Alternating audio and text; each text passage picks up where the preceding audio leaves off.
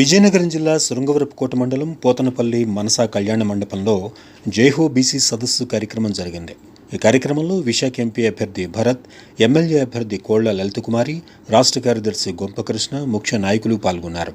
ఈ సందర్భంగా వారు మాట్లాడుతూ బీసీలకు అండగా నిలిచి వారికి ఎన్నో పదవులిచ్చి గౌరవించిన వ్యక్తి ఎన్టీఆర్ అని, ఆ తర్వాత చంద్రబాబు పాలనలో బీసీలకు ఆదరణ వంటి పథకాలు అమలు చేసి వారిని ఆదుకున్నారని చెప్పారు.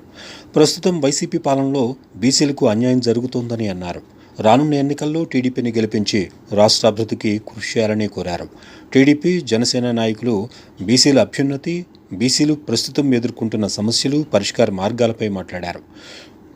రానున్న సార్వత్రిక ఎన్నికల్లో ఎమ్మెల్యే అభ్యర్థి కోళ్ల లలితకుమారిని, ఎంపీ అభ్యర్థి ఎం భరత్ని అత్యధిక ఓట్ల మెజార్టీతో గెలిపించాలని కోరారు. ప్రతి నాయకులు, కార్యకర్తలు సైనికుల వలె పనిచేయాలని కోరారు.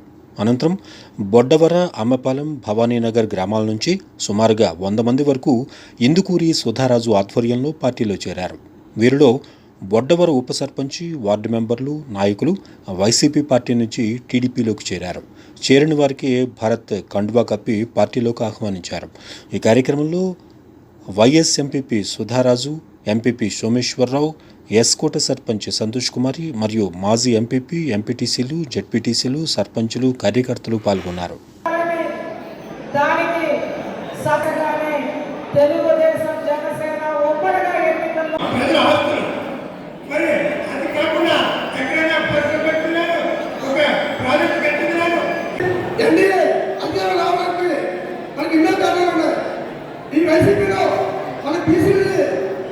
ఎప్పుడు కూడా పట్టణంలో తప్ప ఈ పరిపాలన ఈ సంఘం పుష్పాలని మనందరూ కూడా ఒక సంక్షేమం ఒకటే కాదు, పట్టణంలో మన రాష్ట్ర అభివృద్ధి చెందుతాం.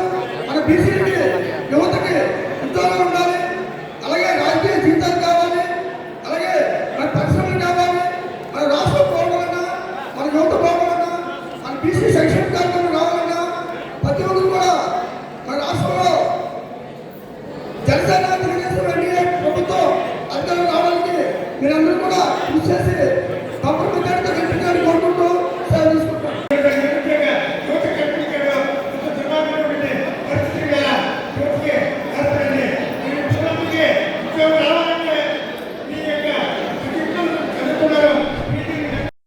రాజకీయ పరిణామాలు ఇవన్నీ మీకు తెలుసు.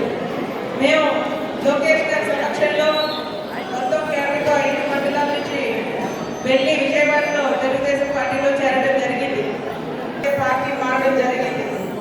మరి అలాగే ఆంధ్రప్రదేశ్ ఉన్న పరిస్థితి, ఆర్థిక పరిస్థితి అందరికీ తెలుసు. అప్పుల్లో ఉంది, సంక్షేమ పథకాలు అయితే ఇస్తా ఉన్నారు. అయితేనే మరి ఆంధ్రప్రదేశ్ అభివృద్ధి చెందుతుందని ఒక ఆలోచనతో మేమందరం కూడా తెలుగుదేశం పార్టీలో చేరడం జరిగింది.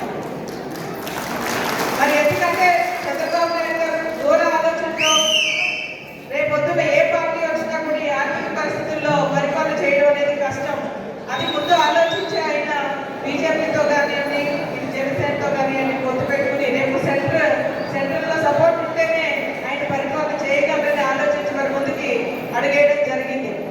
నిజంగా తక్కువ సీట్లు కూడా తీసుకుని ఖచ్చితంగా ఇక్కడ వైఎస్ఆర్సీపీని ఓడించాలి, తెలుగుదేశం పార్టీని చంద్రబాబు నాయుడు ఆలోచనతో ఆయన కూడా ఎంతో తగ్గి ఈరోజు ముందుకు వెళ్ళడం జరుగుతూ ఉంది. నిజంగా ఆయనకు కూడా సభాముఖంగా అందరూ ధన్యవాదాలు తెలియజేసుకోవాలి.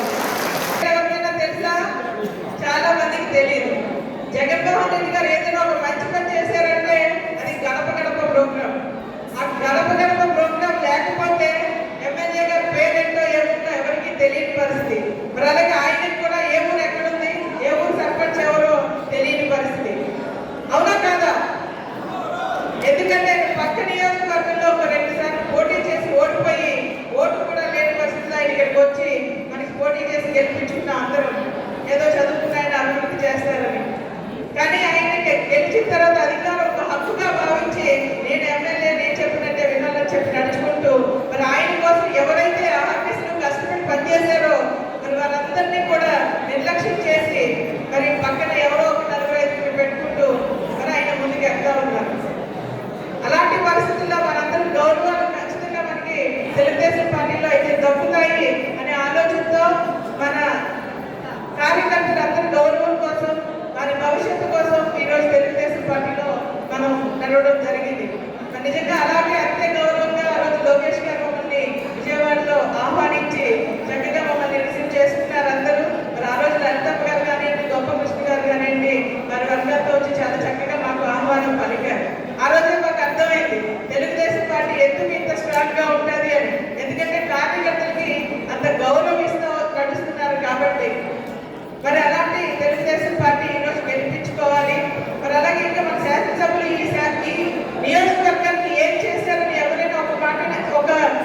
చెప్పగలరా?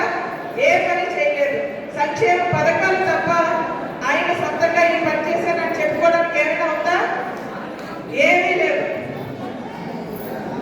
ఏమీ చేయలేదు. ఏమిటంటే దారపత్రి రోడ్ వేసానంట. ఆ దారపత్రి రోడ్డుకి మన అటవీ శాఖ పర్మిషన్ తీసుకొస్తే పెద్దకంటపల్లి పెద్దలు నిజంగా దేవుడి గారు కానివ్వండి, మన ఎంపీడీసీ దేవుడి గారు, సర్పంచ్ చేయాల లవణ్ గారు ఆ ఊర్లో ఫారెస్ట్ డిపార్ట్మెంట్కి ల్యాండ్ ఇచ్చి అక్కడ పర్మిషన్కి మనం అటవీ శాఖకి పర్మిషన్ తీసుకోవడం జరిగింది. మరి నిజంగా మీ ఆ పెద్దలందరినీ మేము 25 ఏళ్ళ నుంచి చూస్తూ ఉన్నాం. దేవుడు కూడా మన కష్టం వినడానికి కూడా అది కానీ లేదు. అలాంటి పెద్దలు ఈ రోజు వచ్చి ఓట్లు అడుగుతూ ఉన్నారు. మీరు అవన్నీ కూడా మీరు ఆలోచించండి. ఎందుకంటే రేపు పొద్దున్న ఎవరు మనకి అందుబాటులో ఉంటారు, మనకి ఎవరైనా పిలిస్తే ఎవరు పలుకుతారని ఆలోచించుకోవాల్సిన అవసరం మనకి అందరికీ ఉంది ఖచ్చితంగా. మరి అలాగే ఇంకొక నాయకులు రెస్టారెంట్లో ప్రచారానికి వస్తున్నారు ఈ మధ్య.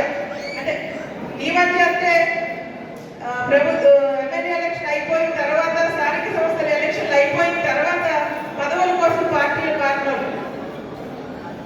ఆవిడ మాజీ ఎమ్మెల్యేగా పనిచేశారు. ఎక్కడో తిరిగి ఆవిడ తీసుకొచ్చి తెలుగుదేశం పార్టీ ఎమ్మెల్యే చేసింది. మరి అలాగే ఆవిడ కూతురికి చెప్పి చైర్పర్సన్ ఇచ్చింది. మరి అలాగే ఆవిడకి తెలుగు మహిళా అధ్యక్షురాలుగా ఇచ్చింది. మరి రాష్ట్ర ఎలక్ట్రిసిటీ బోర్డులో మెంబర్గా ఇచ్చింది. అలాంటి ప్రతిష్టాత్మక పదవులన్నీ అనుభవించి కూతురు పదవి కోసం ఆవిడ పార్టీ మారింది.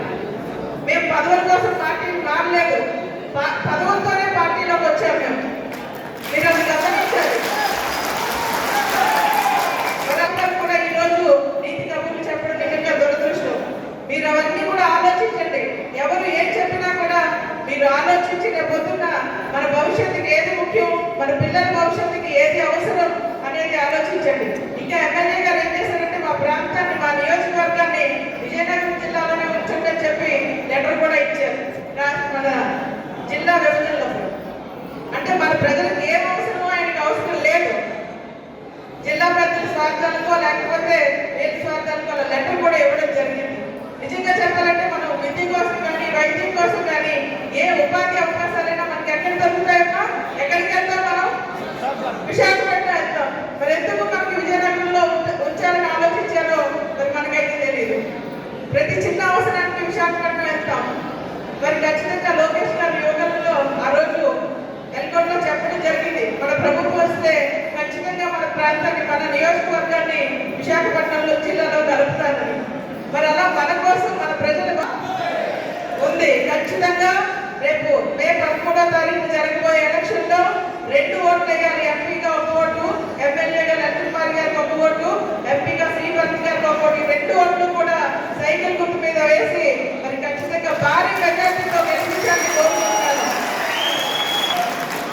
భారీ మెజార్టీతో గెలిపించాల్సిన అవసరం, బాధ్యత మనందరి మీద ఉందని మరొకసారి తెలియజేసుకుంటూ, మరి వేదిక మీద పెద్దలకి, ఇక్కడ ఉన్న మీ అందరికీ కూడా మరొకసారి నమస్కారాలు తెలియజేసుకుంటూ సెలవు తీసుకుంటాం. అందరికీ ఉద్యోగ అవకాశాలు కూడా అమెరికా కన్నా ఇండియాకి వచ్చేస్తే బాంబేలోనో, ఢిల్లీలోనో, హైదరాబాద్లోనో మంచి అవకాశాలు దొరుకుతున్నాయి.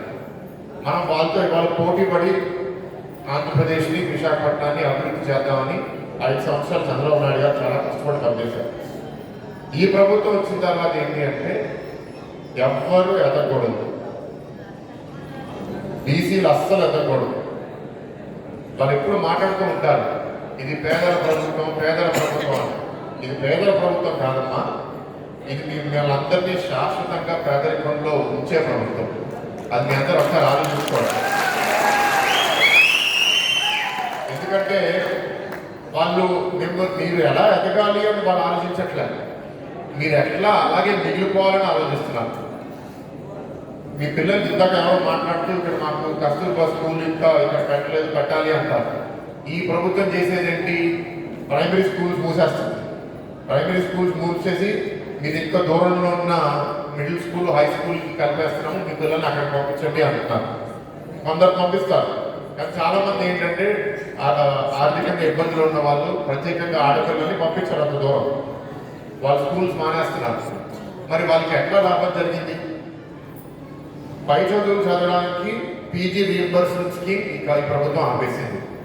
విదేశీ విద్యా స్కీము ఈ ప్రభుత్వం ఆపేసింది.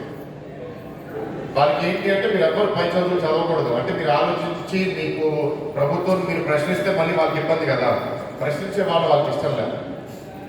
వాళ్ళు చెప్పింది వినాలి, వాళ్ళు చెప్పింది చేయాలి. వాళ్ళు మిమ్మల్ని లాస్ట్ మినిట్ మీకు ఏదో డబ్బుల్లో మీరు ప్రలోభాలు పెడతారు, లేకపోతే కులపరంగా మీతో ఏదో చిచ్చులు పెడతారు, గెలిచిపోతారనేది వాళ్ళ ఆలోచన. ఇందాక కృష్ణ గారు చెప్పినట్టు ఓడిపోతే నేను బాధపడతాను, కానీ నేనేమి నష్టపోను. ఈ మూర్తి గారు చాలా కష్టపడి 1964లో విశాఖపట్నంలో వ్యాపారం పెట్టి ఆయన 2018 అంటే 54 సంవత్సరాలు ఈ ప్రాంతంలో ఆయన వ్యాపారం చేసి డబ్బులు సంపాదించి మాటించాడు. నేను ఓడిపోయినా నాకు ఇంకా నా జీవితం బాగానే ఉంది. నాకు అన్నీ పోయినా నేను ఎక్కడికి వెళ్ళినా ఉద్యోగం తెచ్చుకునే ధైర్యం నాకు ఉంది. నాకు మంచి చదువు అవకాశాలు ఇచ్చారు. కానీ మీ అందరి పరిస్థితి ఏంటి, మీ పిల్లల పరిస్థితి ఏంటి? మిమ్మల్ని అందరినీ మొదట్లో అడిగిన ప్రశ్న ఏంటి అంటే ప్రతి ఒక్కరూ కోటీశ్వరులు అవ్వకపోవచ్చు, కానీ ఆ విధంగా మన పిల్లల్ని మనం చదివించుకుందాం, వాళ్ళని ఇంకా మనం ప్రోత్సహిద్దామని అందరికీ ఉండదు. మరి ఈ ప్రభుత్వం చేయకుండా పుట్టి అబద్ధాలు చెప్పి ఏదో మోసం చేయాలని ఇవాళ కూడా ఏదో స్పీచ్లో మేము 2,31,000 ఉద్యోగాలు సృష్టించామని ఈ ప్రభుత్వం ఇప్పుడు చెప్తుంది. ఎక్కడ చూపించిందో ఒకసారి 4 సంవత్సరాలు జాబ్ క్యాలెండర్ లేదు, డిఎస్సి రిక్రూట్మెంట్ లేదు, గ్రూప్ 1 గ్రూప్ 2 ఎక్కడా లేదు. ప్రైవేట్ పెట్టుబడుల ద్వారా ఏదన్నా లక్షల ఉద్యోగాలు సృష్టించాలంటే విశాఖపట్నానికి వచ్చిన ఫ్రాంక్లిన్ టెంపుల్ కంపెనీని తిరిగి పంపించేశారు. బీచ్ రోడ్లో లులు మాల్ మీద తీసుకొస్తామంటే అది కూడా తిరిగి పంపించేశారు. ఏం సృష్టించారనేది నాకు అక్కడ కూడా కనపడట్లేదు. అది 5,000 రూపాయలు ఇచ్చే వాలంటీర్లు వాళ్ళు ఉద్యోగం అంటే మరి 5,000 రూపాయలు నెలకిస్తే సంవత్సరానికి ఎంతండి? 60,000. అయితే మనకు ప్రొఫెషన్ రావాలంటే మనకు ఎంత పడుతుంది? వాలంటీర్లకి మీరు 5,000 ఇవ్వద్దు నేను అనట్లేదు, కానీ అభివృద్ధి చేయాలంటే ఇంకా చాలా చేయాలి. ఎవరు మంచి వాళ్ళు, ఎవరు ఎక్కువ నిజాయితీగా ఉంటారు, ఎవరు జనాల కోసం పనిచేస్తారు నాకన్నా బాగా మీకే తెలుసు. అది మీరు ఆలోచించుకొని ఇవాళ మీరు మంచి దాన్ని ఏమంటారు, ఒక మంచివాడికి మనం పోట్లాడట్లేదు, ఒక దుర్మార్గ ప్రభుత్వంతో పోట్లాడుతున్నారు. వాళ్ళు ఎప్పుడైతే ఓడిపోతున్నారో అని వాళ్ళకి కానీ అనుమానం వచ్చిందో వాళ్ళు అన్ని విధాలుగా చీటింగ్ చేయడానికి రెడీ అయిపోతారు. కొందరికి ఓట్లు డిలీట్ చేసేస్తున్నారు, కొందరు బూతులు మార్చేస్తున్నారు, కొందరికి డబ్బుతో కొనేద్దామని చూస్తున్నారు. ఇదే వాళ్ళ ఆలోచన. సమాజం బాగాలేదు, రాజకీయంలో డబ్బు ప్రవాహం పెరిగింది కాదనట్లే, కానీ 5 ఏళ్ళు మాయమైపోయి 5 ఏళ్ళు ఒక రోడ్ వేయక, ఒక లైట్ వేయక, ఎలక్షన్స్ ముందు వచ్చి 10 రోజులు ఖర్చు పెట్టేస్తే దానికి మీ అందరూ మాయం అయిపోతారు. మీ అందరూ అమ్ముడుపోతారు. ఎవరైనా ఇక్కడ అమ్ముడుపోతే పోయేది నాది కాదు కదా, మీ భవిష్యత్తు కదా. అంటే వాళ్ళు అట్లా అనుకుంటున్నారు. 5 సంవత్సరాలు మేము ఎంత హాని చేసినా ఎవరు గుర్తుపెట్టుకోరు. మేము లాస్ట్ 10 రోజుల నుంచి ఖర్చు పెడితే దానికి పడిపోతారని అనుకుంటున్నారు. మిమ్మల్ని అందరినీ రిక్వెస్ట్ చేసేది అది మీ అందరి భవిష్యత్తు. రెండోది, వీళ్ళు ప్రాంతాల మధ్య కులాల మధ్య చిచ్చుపెట్టే రాజకీయం ఎప్పుడు చేస్తారు. రాజధాని కూడా విశాఖపట్నం తీసుకొస్తాము, చాలా చేస్తాం అన్నారు. రాజధాని తీసుకొస్తారా లేదా పక్కన పెడితే విశాఖపట్నానికి మీరు చేసిన అభివృద్ధి ఏంటో ఒకసారి చెప్పండి. ఏంటంటే ఫ్లైట్ ఇంకా టైం ఉంది, ఇద్దరు పక్కన కూర్చున్నాం. ఆయన కూడా నన్ను గుర్తుపెట్టాడు, ఏంటి ఎస్కోట ఈ మధ్యకాలం వచ్చామంటే ఏ విషయాలు ఆయన ప్రత్యక్షంగా నాకు చెప్పింది. నేనే ఆ రోజు ఇండిపెండెంట్గా చేసి ఉండకపోతే ఇలాంటి విశాఖపట్నానికి ఇలాంటి నష్టం జరిగి ఉండేది కాదు అని ఖచ్చితంగా చెప్పారు. అంటే ఆయనే రియలైజ్ నేను ఇండిపెండెంట్గా చేసి ఉండకపోతే భరత్ గారు గెలిచేవారు, ఈ ప్రాంతానికి మేలు జరిగేది. నేను ఆ రోజు ఎందుకు వేశానని ఒక విధంగా బాధపడుతున్నాను అని చెప్పి ఆయన ప్రత్యక్షంగా నాకు చెప్పిన సందర్భం. అంతేకాదు, ఇప్పుడున్న ఎంపీ గారి కోసం తీసుకుందాం. ఈ ఎంపీగా ఎన్నికైన తర్వాత వ్యాపారంలో దందాలు చేసి మధురవాడ ఆ ప్రాంతాల్లో ఏవైతే భూములు ఉన్నాయో అక్రమంగా లాక్కుని, మీరు కొన్ని అగ్రిమెంట్లు చూస్తే దుబ్బాడు ఉంది, దుబ్బాడులో ఒక ల్యాండ్ ఉన్నారో వాళ్ళకైతే 10% అంట డెవలప్మెంట్, ఈయనకి 90% అంట. మీ అగ్రిమెంట్ కాపీ కావాలంటే నా దగ్గర ఉంటే మీకు ఇస్తాను. ఈ ల్యాండ్ డెవలప్మెంట్ ఎవరైనా ఏం చేస్తారో 50-50 లేదా ఇంకా అనుకుంటే 60-40. కానీ ఆయన చేసుకున్న అగ్రిమెంట్ ఏంటంటే 10% భూమి ఓనర్కి, 90% డెవలప్మెంట్ చేసేవాడికి. అంటే ఈ విశాఖపట్నం జిల్లాలో భూ కబ్జాలు, దగాయాలు ఎన్ని జరిగాయో మీరు దీన్ని బట్టి అర్థం చేసుకోవచ్చు. అందుకనే ఈ మధ్యకాలంలో విశాఖపట్నం ఎంపీ కుటుంబాన్ని కిడ్నాప్ చేయడానికి గల ప్రధాన కారణం అది భూదందాలు, వేరే ఏమీ లేవు. భూదందాల్లో వాళ్ళ ద్వారా మోసపోయిన చాలా మంది ఇబ్బంది పడి ఇలాంటి కార్యక్రమాలకు పాల్పడడం తప్ప వేరే ఏం లేదు. సో మీ అందరూ కూడా మిమ్మల్ని అందరినీ కోరుకుంటున్నది ఒకటే, మీరు నిజంగా ఎస్కోట నియోజకవర్గం అభివృద్ధి చెందాలని కోరుకుంటే, మీరు నిజంగా మన పిల్లల భవిష్యత్తు బాగుండాలని కోరుకుంటే, రేపు రానున్న రోజుల్లో ఈ ప్రాంతానికి అలాగే రాష్ట్రానికి తెలుగుదేశం అవసరం చాలా ఉంది. ఖచ్చితంగా మీరందరూ కూడా చంద్రబాబు నాయుడు గారిని ముఖ్యమంత్రిని చేయకపోతే మన పిల్లలకి కానీ మన రాష్ట్రానికి కానీ ఖచ్చితంగా భవిష్యత్తు లేదు. మనందరినీ కూడా మన పొలాలు తలాలు అన్నీ అమ్ముకొని ఈ రాష్ట్రం నుంచి పక్క రాష్ట్రాలకు వలస వెళ్ళిపోవడం తప్పితే వేరే మార్గమే లేదు. ఖచ్చితంగా అందుకని విద్యతో ఆలోచించండి. మిమ్మల్ని వల్ల వీళ్ళు ఎంత వైసీపీ నాయకులు ఎంత అబద్ధాలు చెప్తారంటే ఖచ్చితంగా కళ్ళకి కనబడుతున్నా కూడా నమ్మించేలాగా అబద్ధాలు చెప్పడానికి 2 ఉదాహరణలు చెప్తాను. ఈ ముఖ్యమంత్రి నాకు సాక్షి పేపర్ లేదు, సాక్షి ఛానల్ లేదు. అయ్యా సాక్షి పేపర్ ఛానల్ నీవు కాకపోతే నీ అమ్మ మొగుడు వారి ఆయన అని అడుగుతున్నాను. మీ అందరికీ చెప్పండి. ఎవడండి సాక్షి? రోజు సాక్షి చూడండి, సాక్షి పేపర్ చూడండి. నాకు ప్రత్యక్షంగా జగన్ రోజు చూస్తే అబద్ధాల పట్ల ఒక్క డేట్ తప్పితే అందులో ఏది నిజం ఉండదు. సాక్షి పేపర్లో కానీ ఛానల్లో కానీ ఒక్క డేట్ తప్పితే ఇంక ఏమీ నిజం ఉండదు. అలాంటి పేపర్లు పెట్టుకొని నాకు అసలు ఛానల్ లేదు, నాకు పేపర్ లేదు, రకరకాల అబద్ధాలు చెప్తున్నారు. ప్రత్యక్షంగా కనిపిస్తున్నవే అబద్ధాలు చెప్తుంటే ఇంక మనం ఎక్కడ నమ్మాలి? మిమ్మల్ని నమ్మించడానికి, అక్రమంగా సంపాదించిన డబ్బులతో మిమ్మల్ని కొనడానికి, మీకు మళ్ళా మాయమాటలు చెప్పడానికి, మిమ్మల్ని మళ్ళా ఇంకో రకంగా మోసం చేయడానికి, రకరకాల వేషాలతో రకరకాల విధాలుగా మిమ్మల్ని కాంట్రాక్ట్ చేసి మేము మీ దగ్గరికి వచ్చి మీ ఓటు అడుగుతాను. మీరు చేయవలసిందల్లా ఒకటే, గత సంవత్సరం అంటే పాదయాత్ర సందర్భంలో మీరు నడిచినటువంటి టైంలో మీరు ఇచ్చిన హామీలు ఏమయ్యాయి? పోలవరం నిర్మాణం ఏమైంది? ఇప్పటికి 3 మంత్రులు మారారు కానీ పోలవరం నిర్మాణంలో స్టేటస్ మాత్రం మారడం లేదు. మంత్రులు ఒక మంత్రి వచ్చాడు, ఇప్పుడు వచ్చాం కాదు బుల్లెట్ ఇప్పుడు దిగిందా అప్పుడు దిగిందా అన్నాడు. ఆయన బుల్లెట్ తెచ్చి నెల్లూరు పంపించి ఇంకో దగ్గర పంపించారు తప్పితే పోలవరం నిర్మాణంలో ఎలాంటి మార్పు రాలేదు. ఇంకో మినిస్టర్ వచ్చాడు, ఆయన వచ్చినాక ఇదేం నాకు సంబంధం లేదు, తెలుగుదేశం టైంలో ఏదో చేసింది. 5 సంవత్సరాల కాలంలో ఇన్ని అబద్ధాలు చెప్పి ఒక్క ఇంచు కూడా పోలవరం నిర్మాణాన్ని కంప్లీట్ చేయలేకపోయారు. అంతేకాకుండా ప్రతి సంవత్సరం జాబ్ క్యాలెండర్ జనవరి 1 ఇస్తా ఉన్నారు. ఇప్పటికి 5 సార్లు జనవరి 1 వచ్చింది ప్రభుత్వం వచ్చిన తర్వాత. యువకులందరూ కూడా రేపు ఎమ్మెల్యే అభ్యర్థులు ఎవరైనా వచ్చి మీ ఇంటికి వచ్చి అడిగితే చెప్పు తీసుకోండి, ఖచ్చితంగా ఇంతకు ముందు ఇచ్చిన హామీలే నెరవేర్చలేదు. మళ్ళీ ఇప్పుడు కొత్త అబద్ధాలు చెప్పి కొత్త హామీలు చెప్పి మిమ్మల్ని ఓటు అడగడానికి వస్తున్నారు. ఏ విధంగా నమ్ముతారు?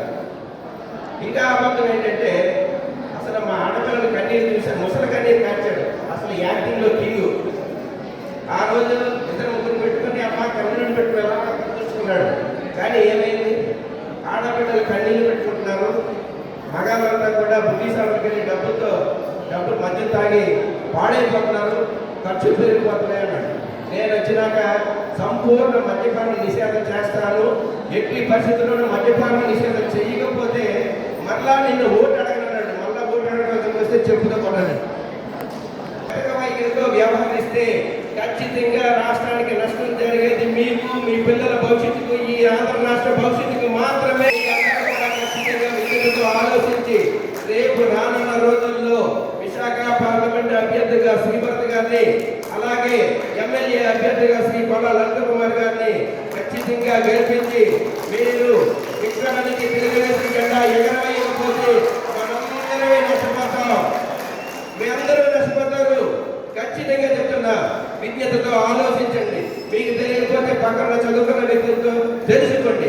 కానీ ఎట్టి పరిస్థితుల్లోనూ మోసాలు కానీ అబద్ధాలు కానీ ఇంకో చెప్పే వ్యక్తులు, వైసీపీ వ్యక్తులు నమ్మకండి. ఖచ్చితంగా చెప్పండి, మేము తెలుగుదేశం పార్టీతోటే ఉన్నాము, తెలుగుదేశం జెండానే మోస్తున్నాము, తెలుగుదేశం అధికారంలోకి వస్తుందని ఖచ్చితంగా చెప్పండి. జై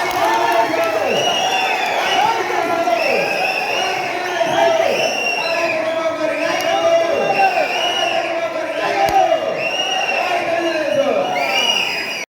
తీసుకోను 3-4 పాయింట్లు చెప్పి ముగిస్తాను.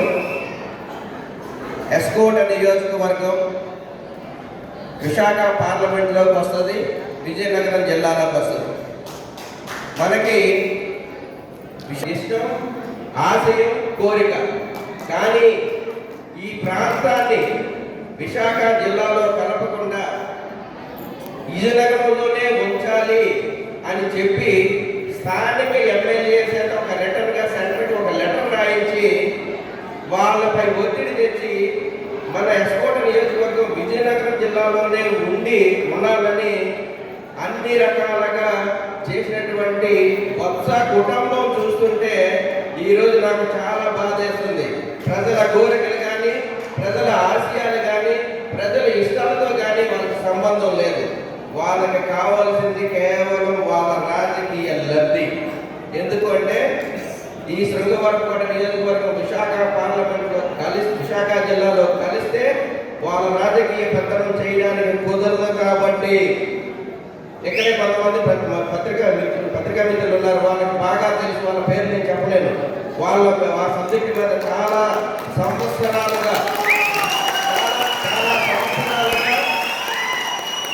ఈ నియోజకవర్గాన్ని విశాఖ జిల్లాలో కలపాలని ఒక ఫైల్ తయారు చేయించి ఇక్కడ ఇంతకు ముందు ఎమ్మెల్యే అభ్యర్థిగా పోటీ చేసినటువంటి ఇంకొక పార్టీ అభ్యర్థి కూడా ఒక ప్రత్యేక లాయర్తో సంప్రదించి ఫైల్ తయారు చేసి తీసుకెళ్లిన తర్వాత మాకు తెలిసిన విషయం ఏంటంటే శృంగవరపుకోట నియోజకవర్గం విశాఖ జిల్లాలో కలపడం చాలా సులభం, విజయనగరం జిల్లాలో ఉంచడం చాలా కష్టం. సులభమైన పని మానేసి కష్టమైన పని ఎందుకు చేస్తున్నారంటే కేవలం వాళ్ళ రాజకీయ లబ్ధి కోసం మాత్రమే. దీంట్లో ఇంకా ఏమీ లేదు. ప్రజల ఆశయాలు, ప్రజల కోరికలు, ప్రజల అభివృద్ధి వాళ్ళకి ఏమీ పట్టవు.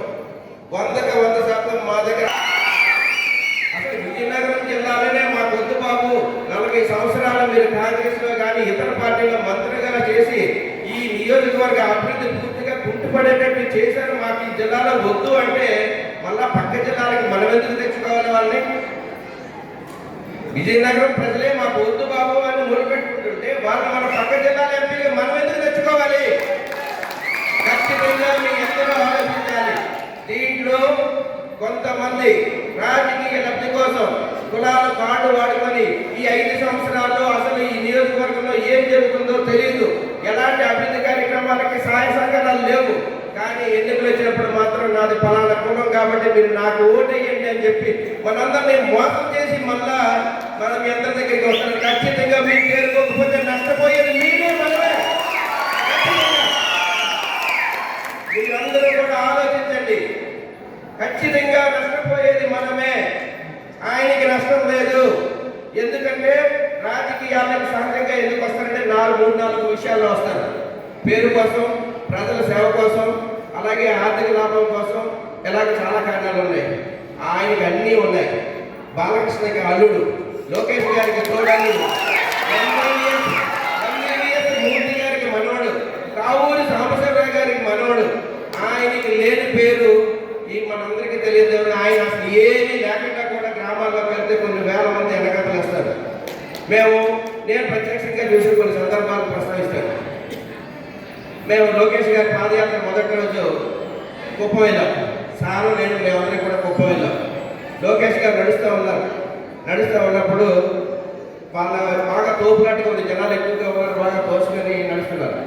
సార్ మనం కొంచెం వెనకాల వాళ్ళందరూ ఫోటోలు గొడవలు చేస్తే లోకేష్ గారిని ఎంతమంది ఫాలో అవుతున్నారో ఆయన్ని కూడా దానికంటే తగ్గకుండా అంతే జనాలు ఫాలో అయ్యి 3,000 మంది అన్ని సభ్యులు. మేము నిజంగా నాకు కూడా ఓపిక లేదు, మనసు నుంచి తినిపించే వరకు నేను నడవలేని పరిస్థితి. ఆయన మాత్రం వేల మందికి సెల్ఫీలు ఇస్తూ నడుచుకుంటూ వెళ్ళాడు. అలాంటి పేరు ప్రఖ్యాతలు ఉన్న వ్యక్తికి ఒకవేళ ప్రభుత్వాల చేత ఏదైనా పని చేయించుకోవాలని అనుకుంటే ఒక ఫోన్ కాల్ కొడితే మామగారు కానీ ఇంకో ఫోన్ కాల్ కొడితే తోడున్నాడు కానీ ఎలాంటి పనైనా చేసి పెట్టగలరు. కానీ అవన్నీ కాదు, పేరు ప్రఖ్యాతలు కాదు, ఆర్థిక లాభం కాదు, సొంత లాభాలు కాదు, కేవలం ప్రజలకు సేవ చేయడానికి మాత్రమే ఆయన కాబట్టి ఈ నియోజకవర్గంలో అలాగే విశాఖ పార్లమెంట్ లో ఆయన కంటే మంచి అభ్యర్థి ఎవరంటే నాకు చూపించండి.